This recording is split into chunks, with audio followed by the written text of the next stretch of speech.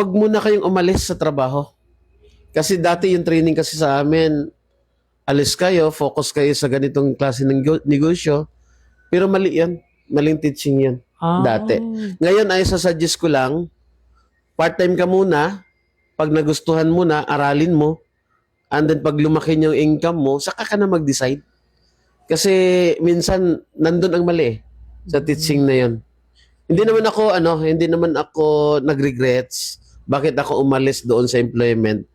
Pero kung gusto mong malaman kung ano yung yung transition mo, tawag nito, ano yung kalakaran. bukas mo doon sa ano yung result mo doon sa employment, tanungin mo yung nauna na empleyado sa'yo. Sa empleyado parang, Kasi ang tinanong ko, may mga 25 years na sa akin sa NCCC.